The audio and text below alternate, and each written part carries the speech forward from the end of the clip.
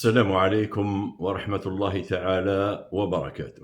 كاين واحد المهازل راهم يحثوا في كرة القدم، مهازل كبيرة، وهذه المهازل ما يلزمش الواحد يسكت عليهم، لأن اللي يسكت راهم شارك فيما يحدث. إذا كانت أمور إيجابية نفرحوا بها ونثمنوها، وإذا كانت أمور سلبية يلزم ندخلوا ونكشفوا المستور باش هكذا يقدروا المسؤولين يصحوا هذه الأخطاء. كاين فريق أكيد الجميع يسمع به، لأن هذا الفريق منذ حوالي 9 سنوات كان يلعب في القسم الثاني محترف، لما كان القسم الثاني فيه 16 فريق فقط. ولكن الآن نزل هذا الفريق، واليوم جاوه مسؤولين وراهم حابين هذا الفريق يعاودوا يرجعوا له السمعة نتاعو. هذا الفريق هو اتحاد حجوط ولاية بازا. من بين المهازل التي لا تغتفر، الأسبوع الماضي هذا الفريق تنقل لمدينة سيدي نعمان باش يلعب مقابلة في إطار البطولة الجهوية. سيدي نعمان هذه تقع في ولاية المندية. فريق اتحاد حجوط وصلوا للملعب، فتحوا لهم الملعب، غرف تغيير الملابس، كل الأمور كانت على أحسن ما يرام. المشكلة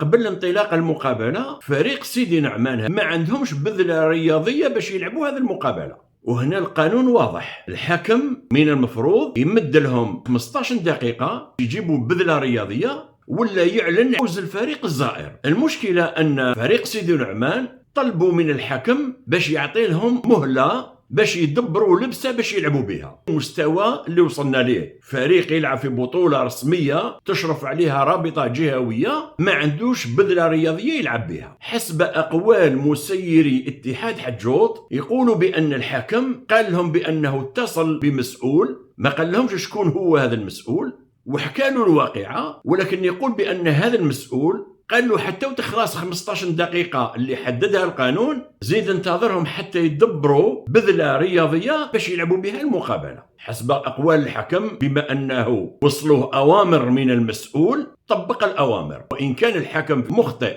لأنه هو من المفروض يطبق القانون، ما يتصل حتى بمسؤول. 15 دقيقة ما كاش بذلة يعلن على نهاية المقابلة ويمشي في حاله. فريق سيدي نعمان يلزم يدبروا بذلة باش يلعبوا، يتصلوا بفريق آخر اسمه فريق نادي العمارية في نفس الولاية، ولاية المندية، والعمارية هذه تبعد بحوالي 15 كيلومتر على مدينة سيدي نعمان.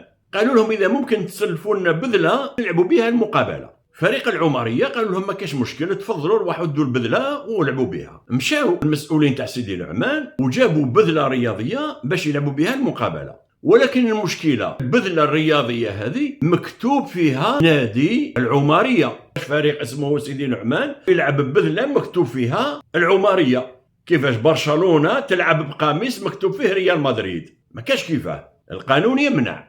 حسب أقوال مسيري اتحاد حجوط دائما يقولوا بأن الحكم عاود اتصل بهذا المسؤول اللي يقول عليه، وهذا المسؤول قال له زيد اعطي لهم مهله. المسؤولين تاع فريق سيدي نعمان راحوا جابوا الشريط اللاصق غطاو به الاسم تاع الفريق كما راكم تشوفوا في الصور هذه، وزادوا الارقام داروهم بالشريط اللاصق. الشريط اللاصق شفنا في بعض المقابلات ربما قميص يروح له رقم 1 دير فيه رقم 1، ولكن ماشي بذله رياضيه كامله ديرها بالشريط اللاصق. هما بذله رياضيه كامله داروها بالشريط اللاصق، ويقولوا بأنهم انتظروا 45 دقيقة، القانون يقول 15 دقيقة، وانطلقت المقابلة. تعرفوا بما أننا الآن نهارات قصار بعد العصر ما تطولش وتطيح الظلمة. الحاكم واصل المقابلة دائما على حساب أقوال مسيري اتحاد حجوط. الحاكم واصل المقابلة.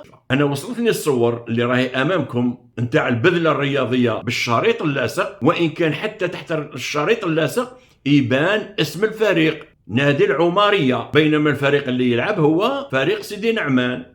أنا ما فهمتش هذا الملعب كيفاش تم اعتماده لاحتضان مباريات البطولة. الأرضية خلف المرمى ترابية معمرة بالحجارة، يعني لو كان كاش ما يوقع يبداو الأنصار يرميو في الحجارة في أرضية الميدان تصرى كارثة. شكون اللي أهل هذا الملعب باش يحتضن هذه المقابلات؟ زيد من بين الصور اللي راكم تشوفوا فيها كاين واحد الكابل كهرباء والذراري يلعبوا قدامه. هل هذا الكابل فيه تيار كهربائي ولا ما فيش؟ شوف الذراري وين واقفين فوق الباروداج، كيفاش تم تأهيل هذا الملعب. المهم المقابلة لعبت، انتهت، فاز هذا فريق سيدي نعمان بهدف مقابل 0. المسؤولين تاع اتحاد حجوط بعد نهاية المباراة تنقلوا للرابطة الجهوية لكرة القدم باش تقدموا شكوى رسمية على ما حدث في هذا اللقاء. قالوا لهم ديروا شكوى كتابية، وإذا عندكم كاش صور ديروا ملف وجيبوه للرابطة والرابطة تدرس هذا الملف. المسؤولين تاع اتحاد حجوط داروا واش قالوا لهم في الرابطة، كتبوا شكوى ذكروا فيها كاع الأحداث التي صاحبت هذه المقابلة، وداروا ملف فيه الصور فيه كل شيء، ملف قوي باش يجيبوا حقهم، وخدموه بطريقة قانونية. جابوا الملف وجاوا في اليوم الموالي للرابطة وطلبوا منهم باش يديروا لهم اكوزي دي ريسبسيون. نعطيك ملف يلزم تاكوزي لي بلي راك شديت هذا الملف، ماشي نعطيه لك ونخرج وبعد تقول لي ما جبتليش ملف. اداريا هذه هي الخدمه. يقولوا بانهم لما داو هذه الشكوى مصحوبه بملف وداوها للرابطه، في الرابطه ما حبوش يديروا لهم لاكوزي دي ريسبسيون، قال لهم لا ما نديروا لكمش لاكوزي، حطوا الملف وتربحوا. اذا الى هنا هل بهذه الطريقة كرة القدم عند الهواة رايحة تتطور؟ وتعرفوا بأن في كل بلدان العالم كرة القدم عند الهواة يعطوها أهمية كبيرة، أنهم من الهواة اكتشفوا لاعبين اللي يصبحوا في المستقبل لاعبين محترفين. إذا هل بهذه الطريقة رايحين احنا نطوروا كرة القدم؟ هل بهذه الطريقة هذه الفئة تاع قسم الهواة هل أعطيناهم حقهم؟ هل عندما يطلب من الحكم تجاوز المدة اللي حددها القانون والمقدرة ب15 دقيقة، وإذا ما كاش بذلة رياضية الحكم مطالب بتطبيق القانون وإعلان عدم إجراء المقابلة، هل تم تطبيق هذا القانون؟ هل شفتوا انتم فريق يلعب ببذلة تاع فريق آخر ويخفي اسم الفريق اللي يلعب بالبذلة تاعو بالشريط اللاصق ويدير أرقام بالشريط اللاصق؟ كاين مهزلة أكثر من هذه المهزلة. إذا وين رانا رايحين بهذا التسيير العشوائي؟ ما يهمناش حنا فريق فلان أو فريق علان، حنا اللي يهمنا أن التسيير يكون في المستوى. كل حاجة إذا حبيناها تنجح بالتسيير الاحترافي، مش احنا نهضروا على بطولة هواة والتسيير أدنى من الهواة.